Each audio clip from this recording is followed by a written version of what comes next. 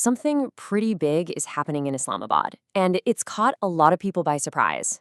A crucial, closed-door summit is underway with four major regional powers at the table. Their goal? To pull the region back from the brink of a much wider conflict. So let's dive in and unpack what this high-stakes diplomatic push is all about.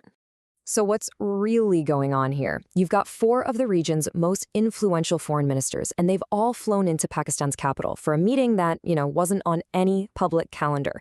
This is not your routine check-in. This is an emergency session. The big question is, what crisis are they so urgently trying to solve, and can they actually pull it off? Okay, so first things first, who is actually in the room? This isn't just a random group of diplomats. The specific combination of countries here tells you a lot about the new alliances and the power dynamics we're seeing in the region right now. We have Pakistan playing host, but just look at the guest list: Saudi Arabia, Turkey, and Egypt. And honestly, this is a fascinating mix of players.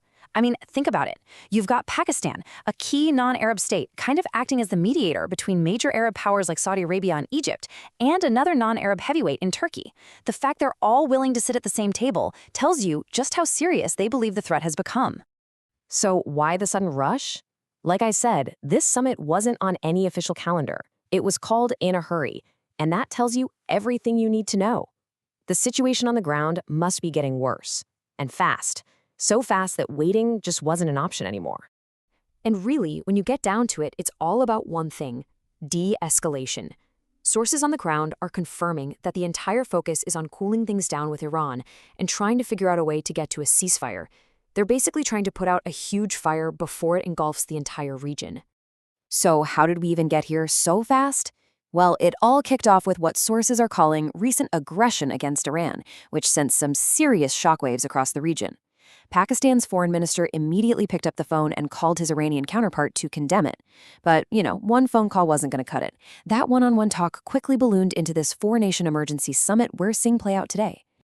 All right, let's zoom in on the host nation for a second. Pakistan has really put itself front and center here as a peacemaker, and their strategy is actually worth a closer look. And you don't have to take my word for it. Reporting on the ground from Geo News really captures the weight of this moment. Their take is that just hosting this summit is a massive diplomatic win for Pakistan. It really highlights the key role they're trying to play in mediating this incredibly complex standoff. Pakistan's approach here was actually really smart. It was methodical. They didn't just jump in and call a big meeting. First, they went one-on-one, talking directly with Iran to build some trust, and agreed that diplomacy was the only way forward. Then, once they had that foundation, they moved to step two, bringing in the other heavy hitters to try and build a stronger, more unified front for peace. It's a classic diplomatic playbook, just executed under a ton of pressure. And this is the powerful message that's apparently coming out from behind those closed doors. I mean, think about it. These four countries have their own complicated histories, their own rivalries. But on this one core principle, they seem to be united. The only way out of this crisis is by talking, not fighting. But look, a diplomatic effort like this is incredibly fragile. It's like walking on a tightrope. The ministers aren't just talking to each other. They're also very aware that there are people out there who want to see this whole thing fail. And that brings us to what's called the spoiler problem. So, what are we talking about when we say spoiler? Well, it can be pretty much anything. A person, a group, or even just a sudden event that is deliberately trying to blow up these fragile peace talks. In a situation this tense, one wrong word or one provocative move could be all it takes to sabotage the entire effort. And this creates this really interesting dynamic, right? On the one hand, their public goal is clear: peace through dialogue. But on the other hand, their private concern, what they're really worried about, is just navigating this minefield of potential spoilers. Every single statement has to be calculated. And that right there, that's the reason for all the secrecy. Officials are using what's been described as great caution. So when you see a foreign minister not wanting to talk to the press, it's not because they're being rude. It's all about protecting this super fragile process from anyone who might be looking for an excuse to tear it down. Okay, so the main talks are done.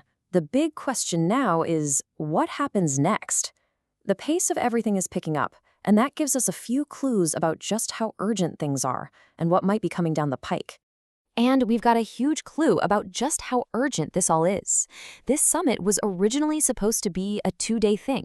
The fact that they've crammed everything into one single intense day, that tells you they believe time is running out. They need to show something, and they need to show it now. So what can we look out for, like right now? First, we're waiting on a formal statement from Pakistan's foreign ministry. That'll be our first official glimpse at what they actually agreed on. And second, and this is another big sign of urgency, a meeting with Pakistan's prime minister that was set for tomorrow has been moved up to tonight. So, let's wrap this up. What we've just seen is a really fast, high-stakes diplomatic play by 4 major regional powers. They met, they talked, and they moved with incredible speed. But the real question, the one that matters, is this. Can this big diplomatic push from Islamabad actually change the course of a conflict that seems to be spiraling out of control? The stakes could not be higher, and you can bet the whole world is watching to see what happens.